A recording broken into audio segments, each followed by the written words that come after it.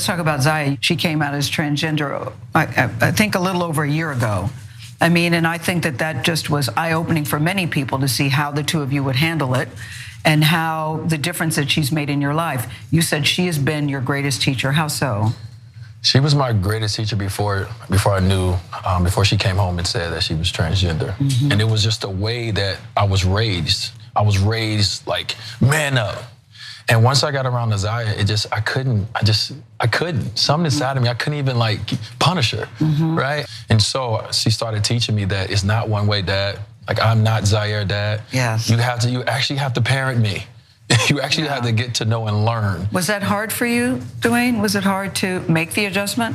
It wasn't hard to, because I love her. You know, my wife was very important. Her care with Zaya, her hand on Zaya was way different than mine. Yeah. And so I learned how to be, a little bit softer.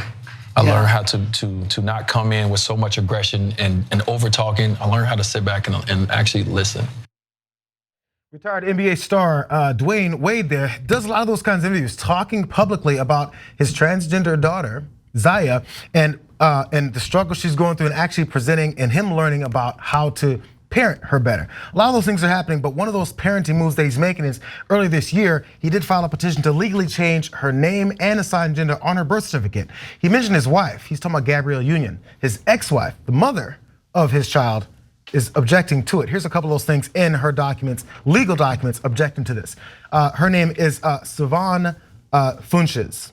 In Funches-Wade's legal document dated October 31st and filed with the LA County Court, she requested her child, who's 15 and a half, be given the opportunity at the age of majority, which is 2.5 years away, to make this monumental decision for themselves.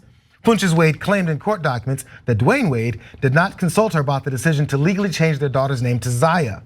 Funches-Wade alleged that her ex-husband told her in April of 2022 they would make Zaya famous with this name change. That's according to Entertainment Tonight, which obtained a copy of this. She said she is concerned that our child is being commercialized at a young age and is also worried about the uncontrollable consequences of media exposure. I have concerns that Dwayne may be pressuring our child to move forward with the name and gender change in order to capitalize on the financial opportunities that he has received from companies. Now, Dwyane Wade did respond. He talked about how she's an absent mom. She doesn't show up for many of these things. And he came out very fiery, very angry, and said there's so many things that his daughter has been going through that he says his ex-wife is not dealing with. It's become a public spat, and it's pretty uncomfortable. And honestly, the daughter is the one that's catching, I think, a lot of this attention. So Dwyane Wade put out a long statement saying, look, I didn't want to talk about any of this and this personal stuff, but she's making me do it. And explains Zaya is a brilliant girl. She's got a 4.0 GPA. She's the light of my life. And her biological mother hasn't seen her in 10 years. She won't parent her. She doesn't get care. She never shows up. And now she's gonna show up here and try to get money. Okay, that's what this is about. Don't get it twisted. So, having read both sides, man, Dwyane Wade is an American hero. I love the way that he's standing up for his daughter. But to me, JR and AB, what's amazing is that the right wing will see this and see a dad who has been there the entire 15 years, been great to his daughter, and raised a brilliant daughter, and say he's the bad guy.